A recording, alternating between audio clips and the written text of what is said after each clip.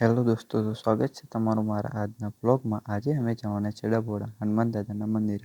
હું અને મારા 3 ફ્રેન્ડ્સ, હું, રોહનભાઈ અને રાજન, અમે 3 જણા નીકળી ગયા હતા ડભોડા જવા માટે.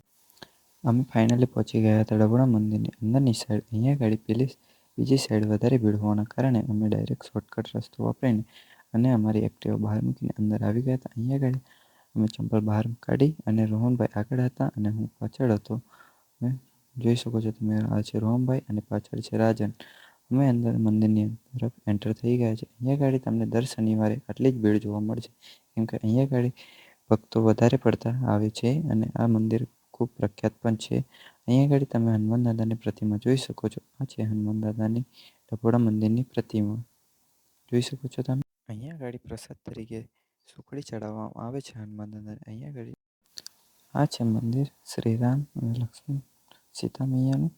અને હવે અમે હનુમાન દાદાના મંદિર પરિક્રમા કરવા જઈ રહ્યા હતા. આ છે ગણપતિ દાદાનું મંદિર.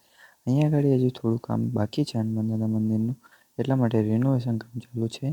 અને તો હું તમને બહારથી એ મંદિર બતાવી દઉં, જોઈ શકો છો તમે. આ છે બહારની સાઈડથી, ઉપરની સાઈડથી કંઈક આવો નજારો જોવા મળે છે તમને હનુમાન દાદા મંદિરનો.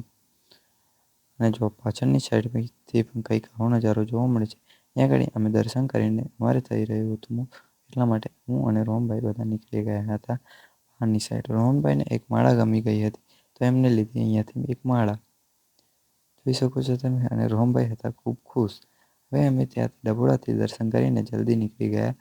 અને જલ્દી રસ્તામાં જતાં જતાં અમને એક પકોડી દેખાય છે, તો અમે પકોડી ખાવા ઊભા રહી જઈએ. અહીંયા આગળ અમે પકોડી ખાઈને તુરંત જ નીકળી જઈએ છીએ ઘરે તરફ. જો બ્લોગ સારો લાગ્યો હોય તો બ્લોગ લાઈક કરી, ચેનલને સબસ્ક્રાઈબ કરી અને કમેન્ટ કરી દેજો. જય શ્રી રામ.